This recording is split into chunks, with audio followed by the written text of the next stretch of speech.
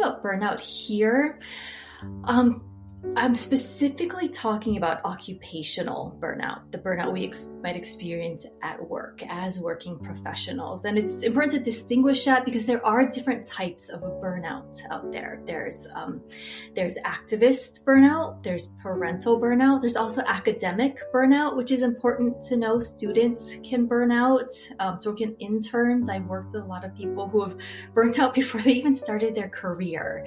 And that's a little bit scary, but that can sometimes provide some important information about, things that need to change when one does become a working professional. But so when we're talking about burnout here, I'm going to specifically be talking about occupational burnout. And so with occupational burnout, what we're looking at is 3 different things in this experience. The first thing here is the experience of emotional exhaustion and just feeling emotionally depleted. As music therapists, our jobs do require being in emotional spaces, and that can require being an emotional support to someone.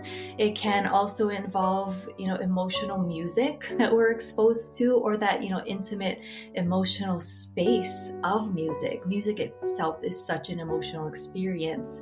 And so we are at risk for becoming emotionally exhausted when that just becomes too much.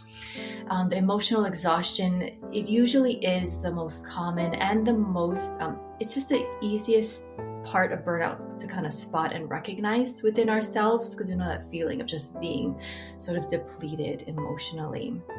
So that's the first part. The second part of burnout is a change in attitude. So in research, this is called depersonalization, when you have like a change in attitude towards your own work.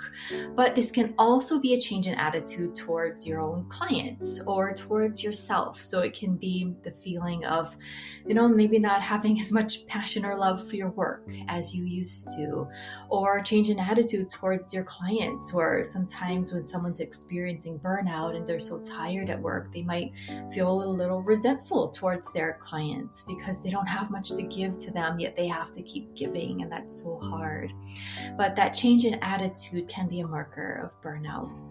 And then, or one more thing to mention on that is a change in attitude towards music can also be an important thing for music therapists to be aware of when it comes to that depersonalization experience.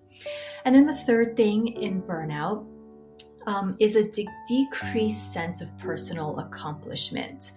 So this can range from feeling just like a failure at work, or it can be that feeling of like, I'm trying so hard at work, but yet I'm not accomplishing what I want to. I'm not reaching my goals, even though I'm putting all this effort into it, or that like one is no longer feeling like they're effective at work anymore for some reason. So again, with burnout, these 3 things are the emotional exhaustion, the depersonalization or that change in attitude, and then this decreased sense of accomplishment at work. And again, we're talking about occupational burnout here. And so that's sort of how the World Health Organization classifies burnout.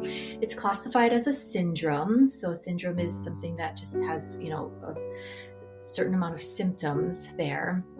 I think it is important to know that every person's individual experience of burnout does matter too. So someone might have other experiences or just other things that they're going through that does fit into their burnout experience, that is a symptom of burnout that maybe doesn't fit into those 3 categories, but still matters.